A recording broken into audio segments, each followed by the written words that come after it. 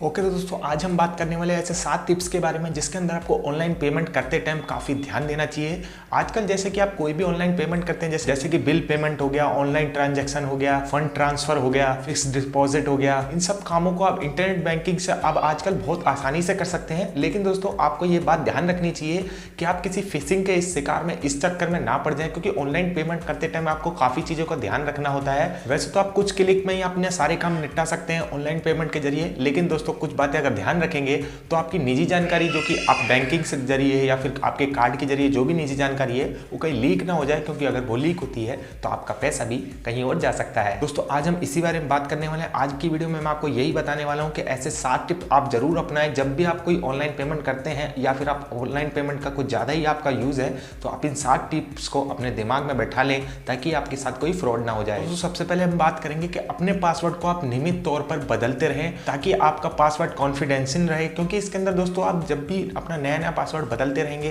तो अगर किसी के हाथ आपका पुराना पासवर्ड लग भी जाता है तो उससे आपको कोई दिक्कत नहीं होने वाली, क्योंकि दोस्तों आप जब भी किसी लॉगिन आईडी में किसी को लॉगिन करके अगर पेमेंट करते हैं तो आप सबसे पहले उसके अंदर आप पासवर्ड डालते हैं और जो भी आप बैंक की तरफ से आपको पासवर्ड मिलता है वो भी आपको उसके अंदर डालना पड़ता है। तो सबसे पहले टिप्स यही रहेगी कि आप टाइम टू टाइम अपने पासवर्ड को चेंज करते रहें, क्योंकि इससे ये रहता है कि आपकी बिल पेमेंट काफ़ी हद तक सेफ रहती है, क्योंकि हमारा पासवर्ड हम कहीं भी डालते रहते हैं। तरह तरह की ऐप्स आ गई हैं, हम जिनको पेमेंट करते हैं हमको उसके अंदर अपना पासवर्ड डालना ही पड़ता है। तो पहली टिप्स यही रहेगी कि आपको नियमित तौर पर अपना पासवर्ड चेंज करते रहना चाहिए। वहीं दोस्तों बात करें अगली टिप्स की, तो दोस्तों आपको किसी भी साइबर कैफे या फिर किसी भी लाइब्रेरी के कंप्यूटर के अंदर आपकी निजी जानकारी या फिर आपसे बैंक से रिलेटेड कोई भी निजी जानकारी नहीं डालनी है। जिसमें आपको कोई पेमेंट करनी हो या फिर साइबर कैफे जाके आपको कोई ऑनलाइन ट्रांजेक्शन करनी हो तो उस पर आके आप बिल्कुल ना करें। लेकिन अगर तब भी आपको काफ़ी ज़रूरत है कि हम कोई अब ऑप्शन नहीं है, मेरे को उसी से करनी पड़ेगी, तो उसके लिए आपको एक रास्ता है। उस पर आप जैसे ही अगर आप लॉगिन करते हैं तो सबसे पहले तो आप उसके अंदर अपना पासवर्ड कभी भी सेव ना करें। आपको ऑप्शन आता होगा जब भी आप लॉगिन करेंगे उसके बाद आप पासवर्ड डालेंगे तो उस पर एक ऑप्शन आ जाएगा कि आप अपना पासवर्ड सेव करना चाहते हैं कि नहीं करना चाहते हैं, तो आप हमेशा उसको ना ही करें। और वहीं दोस्तों उसके बाद जैसे आप पेमेंट कर दें और आप साइबर कैफे से जाने वाले हो या फिर आप किसी लाइब्रेरी में बैठे हो उससे जाने वाले हैं, तो उस कंप्यूटर से सारी टेम्परेरी फाइल उसको डिलीट कर दें, ब्राउज हिस्ट्री उसको डिलीट कर दें और अपनी जो भी लॉगिन आईडी जितनी भी आपने उसमें लॉगिन करी है उसको आप लॉगिन करना बिल्कुल ना भूलें, लॉग आउट करना। क्योंकि उससे क्या होता है, अगर आप ब्राउजिंग हिस्ट्री अगर डिलीट नहीं करते तो कुछ टाइम में ये होता है कि कुछ लोग ऐसे होते हैं जो आपके साथ फ्रॉड करना चाहते हैं। उस कंप्यूटर में उन्होंने ऐसा कुछ सिस्टम लगा रखा होता है कि अगर आप अपना पासवर्ड उसमें लगाते हैं तो वो एक अलग से उसकी एक फाइल बन जाती है, उसके अंदर आपका पासवर्ड वगैरह जो भी आपकी डिटेल है उसके अंदर सेव हो जाती है। तो दोस्तों अगर आप वैसे तो आप पेमेंट ना ही करें उसके अंदर तो बेटर रहेगा, लेकिन अगर आप कोई मजबूरी बनती है तो आप इसके अंदर हिस्ट्री को डिलीट कर दें, जो भी आपकी टेम्परेरी फाइल बनती है उसको डिलीट कर दें। उससे आपकी थोड़ी डिटेल थोड़ी सेफ रहेगी, इससे आपका पैसा भी बचा रहेगा और आपका बैंक में कोई घोटाला भी नहीं हो पाएगा। अगला है दोस्तों आप किसी के साथ भी आप किसी भी डिटेल जो भी बैंक से रिलेटेड है किसी के साथ भी अपनी शेयर ना करें। इससे दोस्तों आप किसी भी फ्रॉड में फंस सकते हैं। तो आप किसी के साथ भी अपनी पर्सनल डिटेल शेयर ना करें, क्योंकि दोस्तों बैंक कभी भी किसी के साथ कॉल करके ये नहीं बोलता कि आपका पासवर्ड ये हो गया है या आपकी कुछ लेट फीस हो गई, या कुछ भी फोन करके ये नहीं पूछता, कोई भी डिटेल नहीं पूछता और आप फोन पे बता देते हैं। तो आप देख ही रहे हैं आजकल ऐसे फ्रॉड बहुत सारे हो रहे हैं। तो दोस्तों आप किसी को भी अपनी ये पासवर्ड या लॉगिन आईडी किसी को कुछ बताने की जरूरत नहीं है।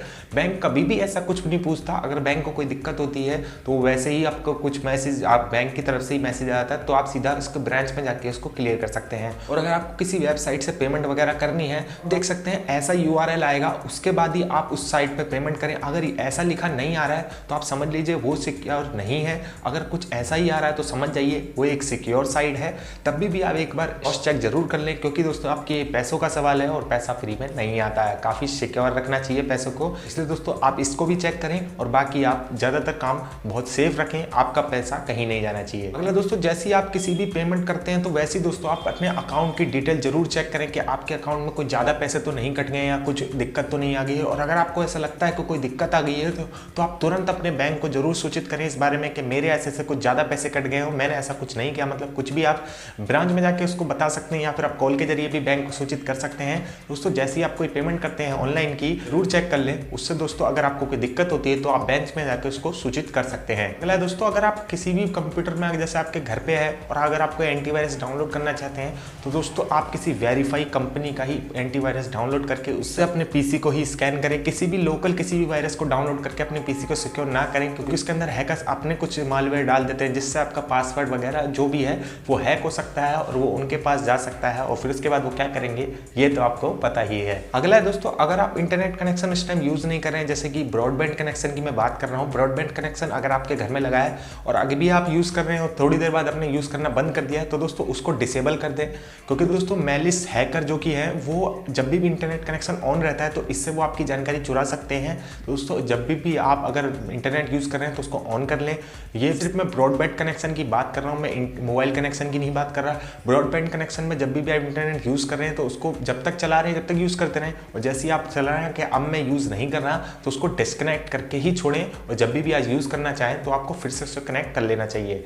दोस्तों जब तक आप यूज नहीं कर रहे हैं जब तक उसको डिस्कनेक्ट ही रखें, इससे आपको हैकर से बचे रहेंगे। दोस्तों अगला और आखिरी ये है कि अगर आपके पास कोई भी एक ईमेल आता है और ईमेल में आपको डिटेल मांगता है दोस्तों उसमें आप कभी भी डिटेल ना डालें। जब भी आप उस साइट को ओपन करते हैं तो आप देख सकते हैं कि उस साइट पर अगर ये नहीं आ रही है या अगर ये नहीं आ रहा तो आप पूरी तरह ध्यान से उसको पढ़ सकते हैं, आराम से टाइम दें, क्योंकि आपके पैसों का सवाल है। आप देख सकते हैं कि ये बिल्कुल नहीं आ रहा होगा, क्योंकि ज़्यादातर ऐसे मेल जो आते हैं वो फ्रॉड ही होते हैं और उसकी साइट ऐसी दिखती है कि बिल्कुल एक ओरिजिनल वेबसाइट हो, ऐसा लगता है कि बिल्कुल ओरिजिनल वेबसाइट हो। इसलिए दोस्तों आप बच के रहें, ऐसे ईमेल का कोई जवाब ना दें, ना कि इसके अंदर आप अपनी बैंक की डिटेल डालें।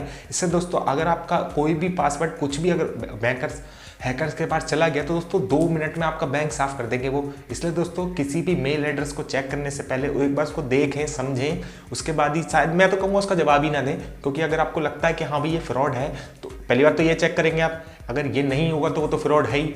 और वैसे तो ज़्यादातर बैंक में ऐसा कुछ होता भी नहीं है, और अगर आपकी कुछ जानकारी सामने है तो बस पढ़ो और छोड़ो, कुछ जानकारी देने की जरूरत नहीं है दोस्तों। उसके अंदर जानकारी दोगे तो आपका पैसा चोरी हो सकता है, तो इसलिए दोस्तों इस चीज़ से भी बचे रहें। बैंक की सिर्फ ऑथेंटिक वेबसाइट का ही इस्तेमाल करें, जो कि आप गूगल से डायरेक्ट जाके उस ऑथेंटिक वेबसाइट को सर्च कर सकते हैं। उस पर जाके भी यार कुछ कोई भी डिटेल आप या कोई भी कुछ भी काम करना है तो आप ऑथेंटिक वेबसाइट पर जाकर ही काम करें। तो दोस्तों बस आज की वीडियो में इतना ही। वीडियो कैसी लगी मुझे कमेंट करके जरूर बताएं। तो दोस्तों क्या आपको ये जानकारी पता थी, और नहीं पता थी तो मुझे कमेंट करके जरूर बताएं। और आपके साथ कभी ऐसा कुछ हुआ है, कोई भी फ्रॉड, कुछ भी कितने भी रुपए का कोई फ्रॉड, मुझे कमेंट करके जरूर बताएं। और मुझे ये जरूर बताएं कि आपके साथ ये कैसे हुआ, ताकि मैं आपको और डिटेल में बता सकूं कि आपको इस चीज़ से कैसे बचना चाहिए और फ्यूचर में आपके साथ ऐसा ना हो, ये भी मैं आपको जरूर बता दूंगा। दोस्तों बस आज की वीडियो में इतना ही। वीडियो कैसे लगी मुझे कमेंट करके जरूर बताएं। वीडियो अच्छी लगी तो वीडियो को लाइक करें, चैनल को सब्सक्राइब करें। दोस्तों मिलते हैं ऐसी नई वीडियो में, तब तक के लिए गुड बाय एंड जय हिंद।